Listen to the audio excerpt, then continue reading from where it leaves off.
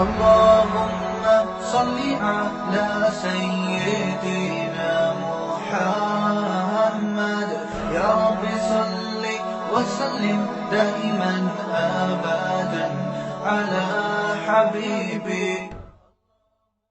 کہ وَلِلَّذِينَ كَفَرُوا بِرَبِّهِمْ، جو لوگ اپنے رب کا انکار کرتے ہیں ان کے لیے عذاب جہنم، جہنم کا عذاب ہے، وَبِئْسَ الْمَصِيرُ، اور وہ بہت برا ٹھکانہ ہے.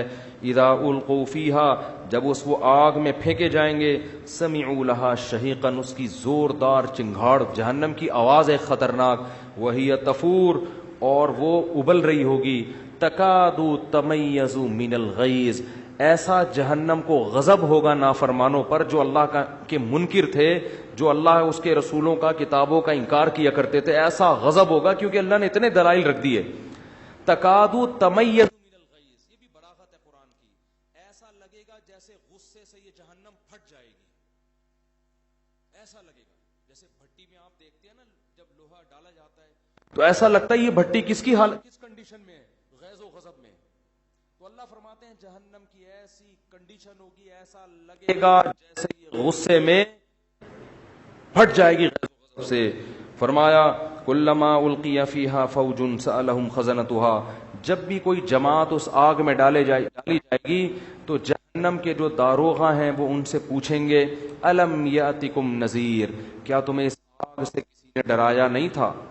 قالوا، وہ جواب میں کہیں گے بلا، کیوں نہیں. وہ یاد آئے گا ان کو، ہم نے بہت سے کچھ سنا تھا، کبھی یوٹیوب پہ ایک ویڈیو آ گئی تھی اس میں تھا کہ بھئی جہنم کی آگ ہے، آیتیں پڑھی جا رہی تھی، کبھی تراویح میں ہمیں کہیں سے خبر مل گئی تھی آیتیں پڑھی جا رہی تھی، کبھی یہاں، یعنی یہ خبریں تو دنیا میں پھیلتی ہیں نا.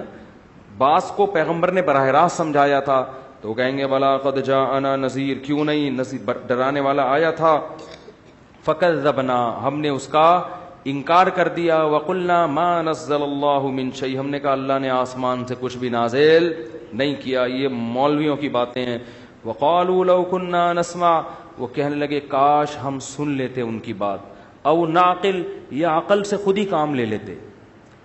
بعض دفعہ انسان کا کہ علم میں اضافہ ہوتا ہے کوئی بات سن کے، بعض دفعہ اضافہ ہوتا ہے خود ہی کھوپڑی استعمال کر کے. خود ہی کھوپڑی استعمال کر لیتے تو بھی ہمیں یقین آ جاتا کہ آخرت ہے. کیوں؟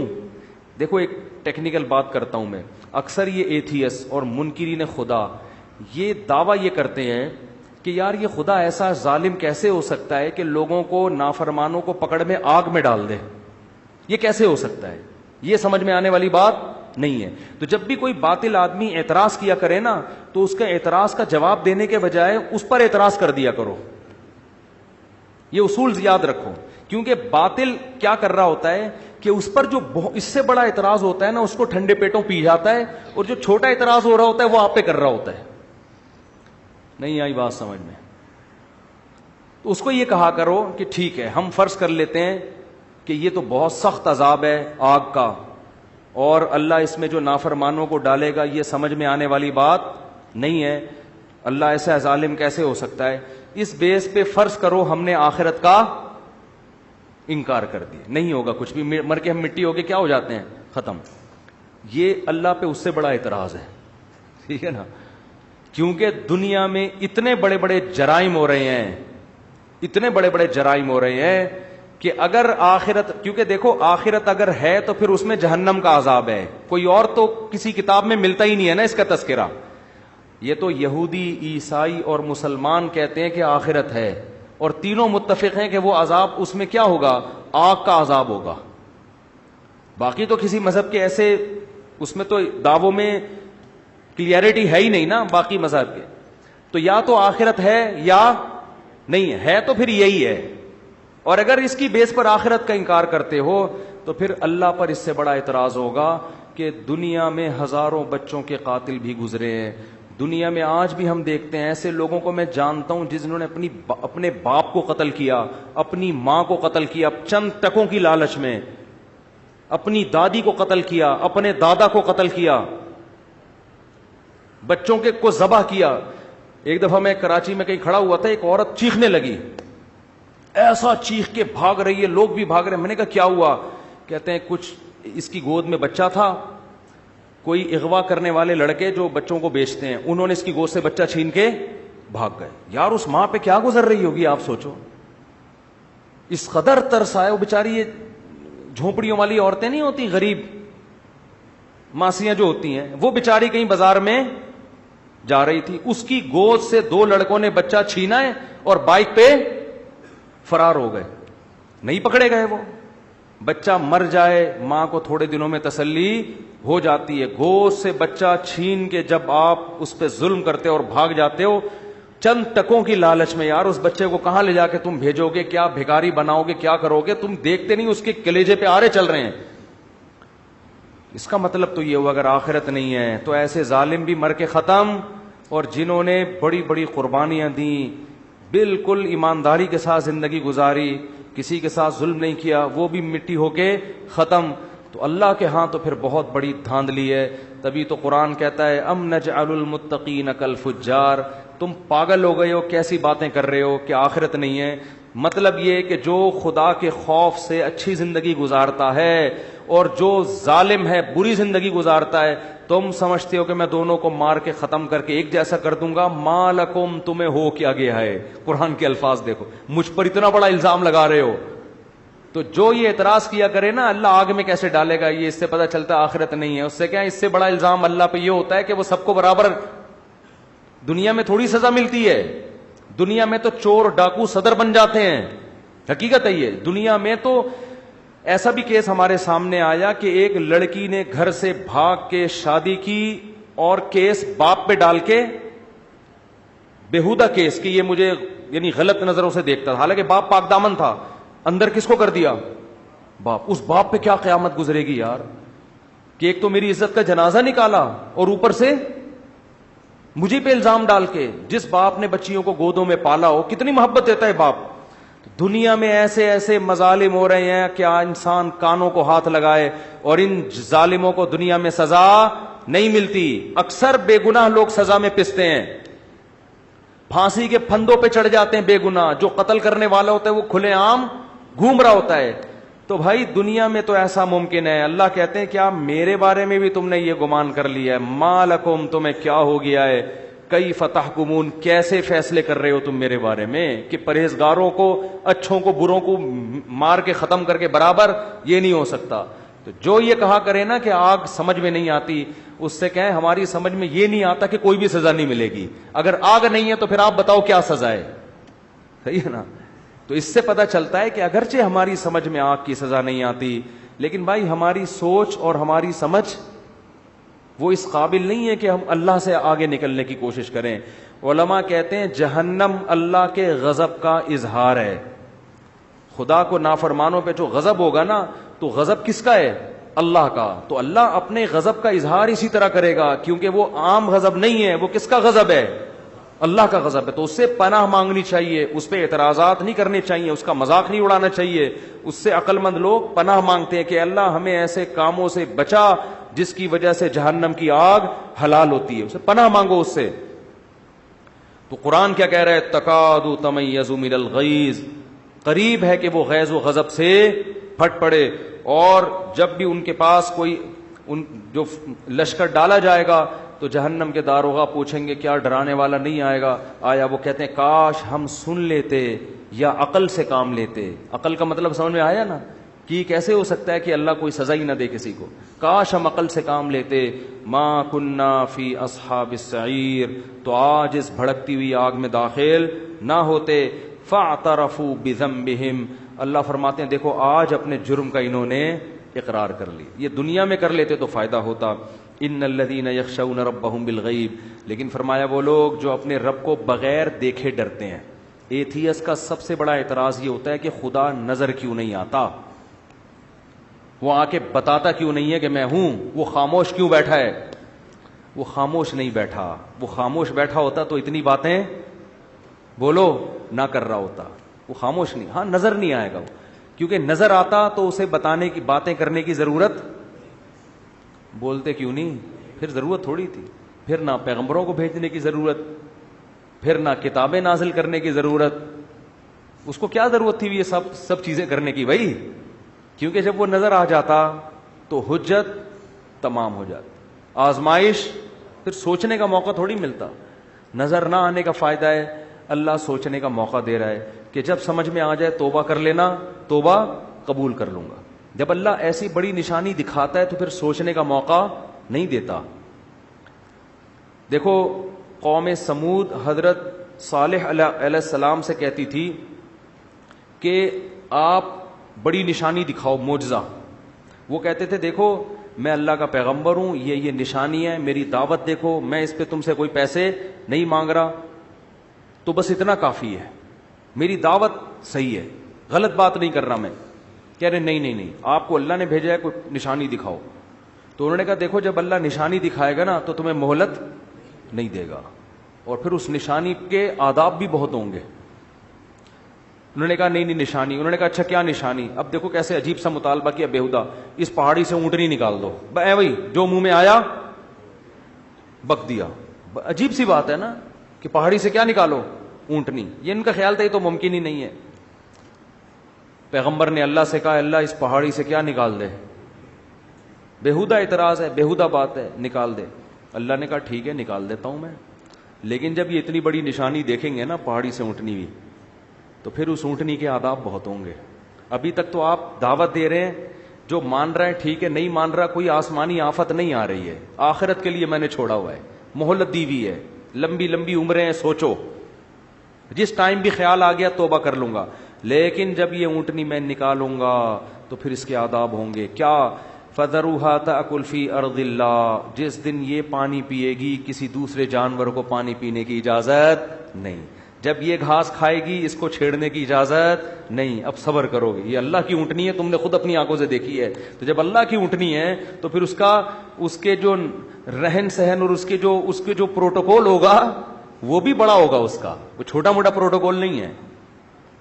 اب کیا ہے, وہ اونٹنی اتنا پانی پی لیتی تھی, ان کے لیے جانوروں کے لیے پانی نہیں بچتا تھا. بھائی انہوں نے کہا یار یہ ایک نئی ٹینشن. تو اللہ جب بڑی نشانی دکھاتا ہے نا تو پھر یہ چیزیں بھی ساتھ میں آتی ہیں. بڑی نشانی دکھاتا ہے تو ان لوگوں نے, شرارتی لوگوں نے کیا کہا, بھائی اس اونٹنی کو قتل کرو, اس کی وجہ سے ہمارے جانور کا نقصان ہو رہا ہے. پیغمبر نے کہہ دیا کہ اس کو کچھ کہا نا تو پھر فوراً عذاب آئے گا. لیکن وہی شرارتی لوگ اکٹھے ہوئے, اونٹنی کو قتل کیا. تو اللہ نے پیغمبر کو وحی کی کہ ان کو بتا دیں کہ 3 ایام 3 دن بس انتظار کرو, کھاؤ پیو موج مستی, 3 دن کے بعد خدا تمہیں نہیں چھوڑے گا. اور حضرت صالح علیہ السلام سے کہا جو ایمان لانے والے لوگ ہیں ان کو لے کے نکل جائیں. 3 دن کے بعد گہرے بادل آئے. حضرت صالح نے کہا کہ عذاب آ رہا ہے. انہوں نے کہا عذاب نہیں ہے تو بارشیں ہوں گی. فرمایا نا نا نا نا, بل ہوا مستعجلتم بہ ریح فیہا عذاب علیم, یہ وہ عذاب ہے جس میں جلدی میں چاہ رہے تھے. تدمر کل شیء بامر ربھا, قرآن کہتا ہے 7 دن 8 راتیں ایسی ہوا چلی ہے سر جس میں ایک آواز ہوتی ہے نا خطرناک, اور اس ہوا نے ان کو اٹھا کے ایسے, کیونکہ کھجور کے تنوں جیسے تو کمبختوں کے قد تھے, اور کہتے تھے من اشد منا قوہ, ہم سے زیادہ پاورفل کوئی بھی نہیں ہے, سب سے طاقتور ہم ہیں. تو اللہ کہتے ہیں ہوا سے مارا. علماء اس میں حکمت بیان کرتے ہیں, ہوا نے نا اٹھا کے پٹخایا ان کو. علماء کہتے ہیں کسی قوم پہ ایسا ہوا کا عذاب نہیں آیا, پانی سے غرق کیا فرعون کو, کسی قوم پہ پتھر برسے, یہ ہوا کیوں؟ اصل میں ہوا بہت ہلکی چیز ہے اور ان کے دعوے تھے بہت بھاری ہونے کے.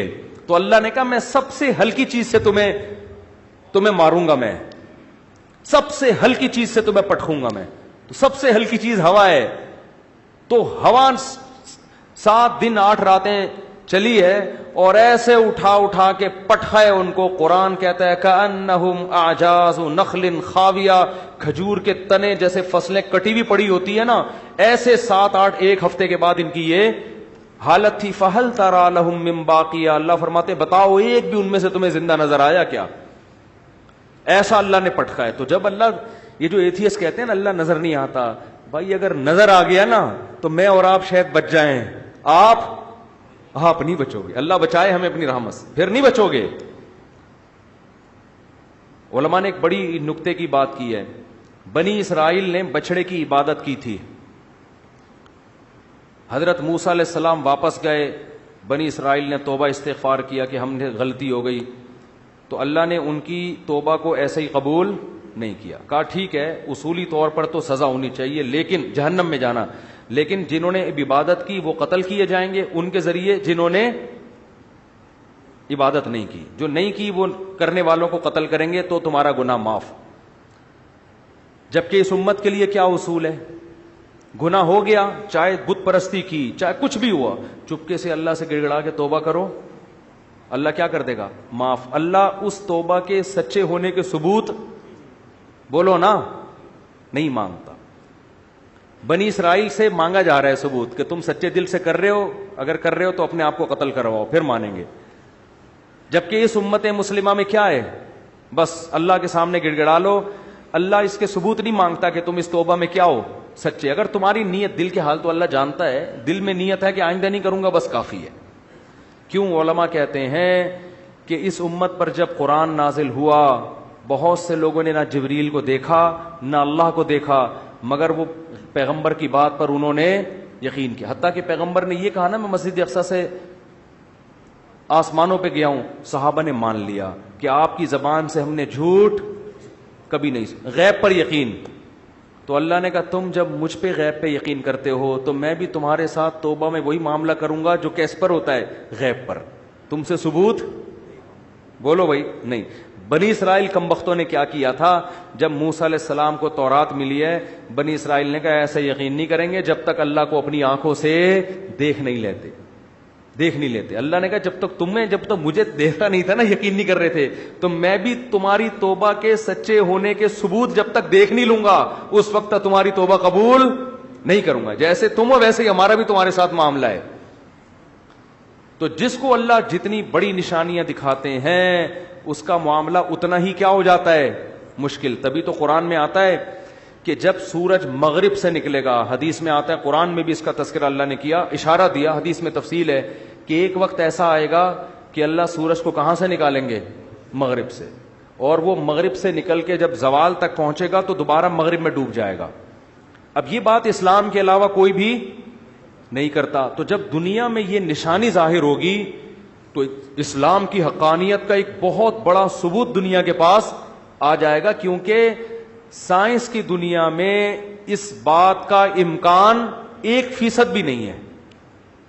کیونکہ سورج کا مغرب سے نکلنے کا مطلب کیا ہوا کہ زمین الٹی گھومے گی، اور سائنسدان کہتے ہیں الٹی گھومنا تو دور کی بات، زمین کی اسپیڈ میں تھوڑا سا فرق آ جائے نا تو ہم سارے جیسے ایک لٹو پہ گھوم رہا ہو اور وہ گاڑی میں اسپیڈ سے جا رہے ہوں اور بریک لگ جائے تو سارے کھڑکیوں سے باہر ہوں گے کہ نہیں ہوں گے؟ ہے بھائی. کار کی اتنی اسپیڈ نہیں ہے جتنی کس کی ہے؟ زمین کی. زمین اتنی اسپیڈ سے گھوم رہی ہے، یہ رک گئی تو ایسا نہیں ہوگا کہ ہم آرام سے یہاں بیٹھے رہیں. آپ سب اپنے سسرال پہنچ چکے ہوں گے اس میں یعنی ایسی جگہ جا چکے ہوں گے جہاں آپ کبھی بھی جانا نہیں جانتے. سالوں سے گلے مل رہے ہوں گے، آپ سسر کے پاس آ کے بیٹھے ہوئے ہوں گے آپ. یعنی ایسی ایسی جگہ آپ کو زمین پہنچا دے گی جہاں آپ کبھی بھی جانا نہیں چاہتے. اور الٹا گھومنا شروع ہو جائے پھر تو بالکل ناممکن. لیکن اللہ کو ہر چیز کی قدرت ہے. حدیث میں آتا ہے سورج کہاں سے نکلے گا، لیکن یہ اتنی بڑی اسلام کے حقانیت کی نشانی دنیا اپنی آنکھوں سے دیکھے گی کہ اس کے بعد اسلام ماننے کے علاوہ کوئی آپشن، کوئی چارہ نہیں ہوگا. لیکن قرآن کیا کہہ رہا ہے؟ توبہ کا دروازہ بند کروں گا میں اس وقت لم تکن آمنت من قبل او کسبت فی ایمانها خیرا یوم یاتی بعض آیات ربک. کیا ہے آیت یار؟ یوم یاتی بعض آیات ربک لا ينفع نفسا ایمانها لم تکن آمنت من قبل او کسبت فی ایمانها خیرا. اللہ کہتے ہیں اس وقت کوئی کافر مسلمان ہوگا تو اس کا اسلام قبول نہیں، اور کوئی گنہگار مسلمان توبہ کرے گا تو اس کی توبہ قبول نہیں ہوگی. سمجھ میں آ رہی ہے بات کہ نہیں آ رہی؟ تو اس لیے غیب پہ معاملہ لکھا ہے. یہی دیکھو، اونٹ کو دیکھو، شہد کی مکھی کو دیکھو، سورج کا نکلنا دیکھو، چاند کو دیکھو. للشمس ينبغي لها ان تدرك القمر. اللہ کہتے ہیں ہر ایک کو ایسے دائروں میں تیرا دیا میں نے، نہ چاند سورج سے ٹکراتا ہے اور نہ سورج چاند سے ٹکراتا. کل فی فلک یسبحون. اتنے بڑے بڑے اجرام ایک مخصوص دائروں کے اندر لٹو کی طرح گھوم رہے ہیں. یہ آٹومیٹیکلی خود بخود نہیں ہو سکتا. یمسک السماوات والارض ان تزولا, اللہ ہے جس نے آسمانوں اور زمینوں کو تھاما ہوا ہے کہ اپنی جگہ سے ڈاما ڈول نہ ہو جائیں. وَلَئِن زَالَتَا, ذرا سا ان کا بیلنس آؤٹ ہوگا, اللہ کہتے ہیں یہ جاپان کے سائنسدان اس کو بیلنس پہ نہیں لے کر آئیں گے. تو کیڑے مکوڑوں کی طرح یہ خلائی سیارے تو جو تھوڑا سا نیچے سے جس نے چھلانگ لگائی ہے نا, ٹھیک, تھوڑا سا نیچے سے, یہ مجھے وہ لطیفہ بچپن کا بہت یاد آتا ہے, تھوڑا سا نیچے. دوبارہ سنا دوں, کل سنایا تھا, نئے لوگ بھی آ گئے. تو 3 آدمی, ایک امریکی وسیع, اس کے بعد بیان ختم ہو رہا ہے نا, نئے نئے لوگ بھی آتے ہیں. ایک بھی نیا ہو نا, ایک بندہ بھی نیا ہو تو یہ لطیفہ اس قابل ہے کہ اس کی رعایت میں اس کو سنایا جائے, ٹھیک ہے. پاکستانیوں کی ریسرچ کا پتہ چلتا ہے. تو 3 آدمی بیٹھے ہوئے تھے, ایک امریکی, ایک جاپانی اور ایک پاکستانی. امریکی نے چھوڑی تو نہیں, وہ تو کسی حد تک صحیح ہے کہ ہمارے جو ہوائی جہاز ہیں بالکل آسمان سے چپک کے چلتے ہیں. انہوں نے کہا بالکل آسمان سے, اس نے کہا نہیں تھوڑا سا نیچے. جاپانی نے کہا ہماری جو آبدوزیں ہیں سمندر کی زمین سے چپک کے چلتی ہیں. انہوں نے کہا بالکل چپک کے, کہا نہیں تھوڑا سا اوپر. پاکستانی کیا کرتا, اس نے کہا ہم لوگ ناک سے کھانا کھاتے ہیں. کہا بالکل ناک سے, کہہ رہا تھوڑا سا نیچے, ٹھیک ہے, تھوڑا سا نیچے. تو اگر اللہ اس نظام کو تھوڑا سا اوپر یا تھوڑا سا نیچے کر دے, زمین کے بیلنس کو 23 ڈگری جھکی ہوئی ہے, تھوڑا سا اللہ یوں کر دے, یا جس مدار پہ کوئی اسپیڈ کم ہو جائے تھوڑی, یہ اسپیڈ زیادہ ہو جائے, تو اللہ فرماتے ہیں ان امسکہما من احد من بعدی, خدا کے علاوہ کوئی بھی ان کو اپنے مدار پہ نہیں لا سکتا. زمین سے باہر نکل کے دھکا کون دے گا اس کو, باہر ٹکیں گے کہاں, کون باہر جا کے.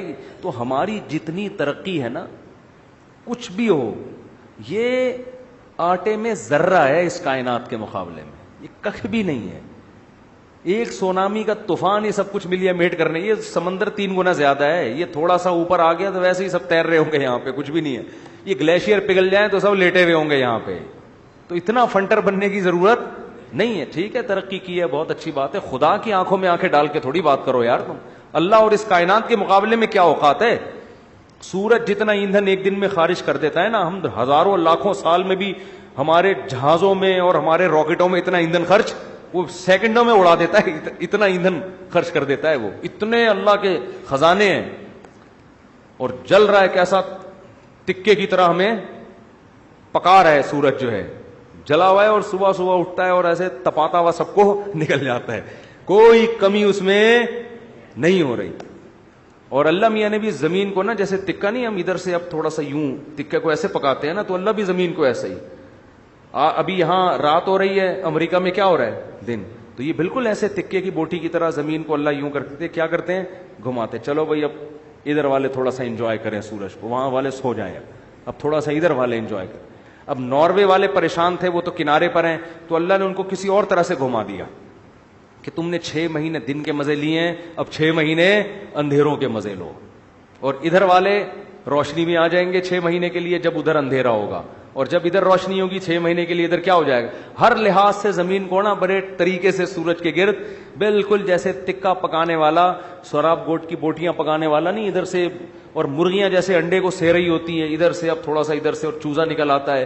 تو یہ بھائی خود بخود کوئی بھی سسٹم نہیں ہے. ذالک تقدیر العزیز العلیم. قرآن کہتا ہے زبردست غالب بادشاہ ہے جس کو ہر چیز پر قدرت ہے, العلیم جس کے پاس علم بھی ہے کہ کس وقت کس کو کہاں سے تپانا ہے. ٹھیک ہے نا, کدھر سے گرم کرنا ہے, کدھر لائٹ پڑنی چاہیے, کدھر اندھیرا ہونا چاہیے, کدھر گرمی ہونی چاہیے, کدھر سردی ہونی چاہیے, پورا سسٹم ہے یہ. تو اس کے بعد بھی کوئی خدا کا انکار کرے گا اور خدا کی مان کے نہیں چلے گا, تو اللہ کو یہ حق بنتا ہے کہ اس پہ غصہ کرے اور اپنے غضب کے اظہار میں اس کو جہنم کی آگ میں ڈال دے. اللہ ہم سب کو اس آگ سے محفوظ رکھے. مفتی طارق مسعود صاحب کے بیانات سننے کے لیے youtube.com/مفتی طارق مسعود کو سبسکرائب کریں, اور اگر آپ لائیو ویڈیو کو کبھی بھی مس نہیں کرنا چاہتے ہیں تو سبسکرائب کرنے کے بعد بیل آئیکن پہ کلک کرنا مت بھولیں. جزاک اللہ.